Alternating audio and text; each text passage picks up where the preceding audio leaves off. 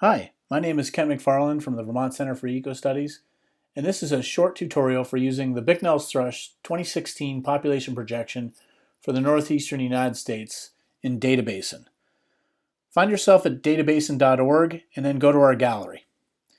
Once you go to our gallery, scroll down to the gallery contents.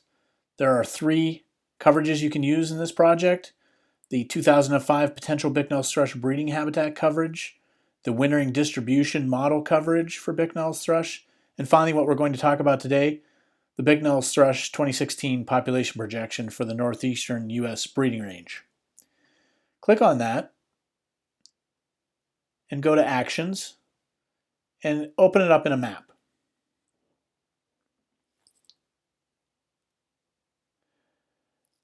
Once it's loaded, we're going to navigate to northern Vermont to an isolated mountain. It's actually the furthest northern part of the Bicknell's range in Vermont, to a mountain called Brosseau Mountain.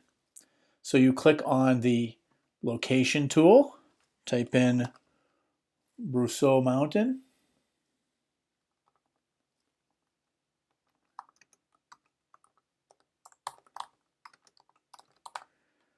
submit. That's it, Norton, Vermont. And it's going to zoom right to it when we hit zoom. We're going to get in a little bit closer. And a little bit closer. So this is quite an isolated peak. Now we're zoomed into Brosseau Mountain. The variable displayed is n hat, and the cells are greater than 0. The values are the mean expected abundance for Bicknell thrush in the year 2016, given the elevation, latitude, and forest cover at that spot. You can see our published paper for more details on how all this was calculated.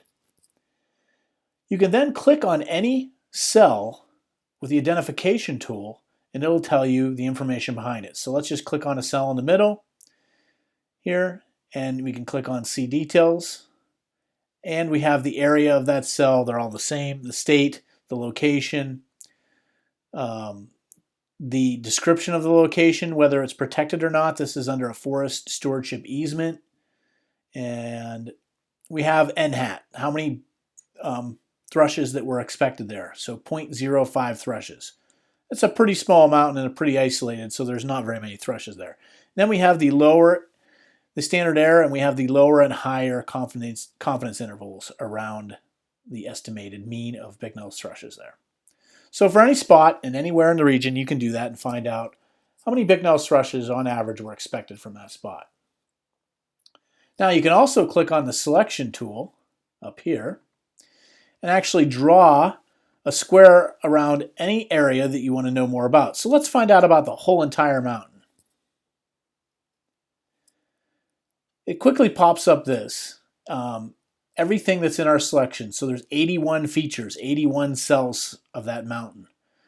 We can then look at our selection, show attributes, and here is every single cell. And you can see that as we click on them or scroll over them, red is shown around which cell we're talking about. And so you can see that most of this mountain is under a forest stewardship easement. It's protected.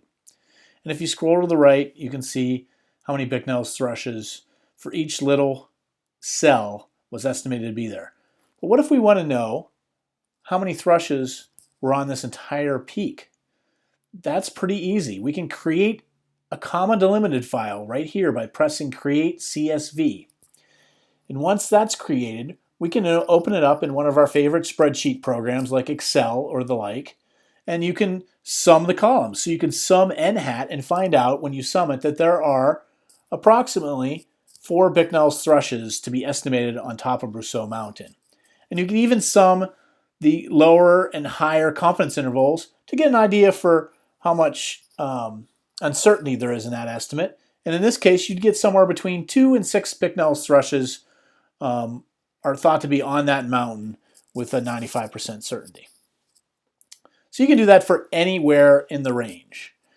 So you could also, once you're done with this, launch into eBird, where there's lots of presence data like this, Here I am zoomed into Brousseau Mountain on ebird.org, and I find that there's no known Bicknell thrushes from up there, so nobody's reported thrushes from Brousseau Mountain either. So we predict they're there, but nobody's actually gone up there and found them. And you can do that for any area, and there's lots of data in eBird, including soon all the mountain birdwatch data. If you scroll out a little bit in eBird, you'll see on nearby mountains, there have been Bicknells found. Here's a peak here that Mountain Birdwatch found them on. So it's a great check on seeing if anyone has actually been to a spot and found the thrushes. Now, there is a limitation in database to how many cells you can actually work with. You can only work with up to 1,000 cells online here. So if you want to do more rigorous analysis or detailed analysis of things, you can always actually download the entire data set for the entire range and bring it into your own GIS and do your own explorations and analysis and use it for your own work right on your own computer. It's pretty easy to use, and I hope you'll find this to be informative and be able to check your project areas and understand more about Bicknell's thrush with some of our great data sets. And thanks to the help from the hundreds and hundreds of volunteers that have gone out there and collected data with Mountain Birdwatch, a great citizen science project. Thank you.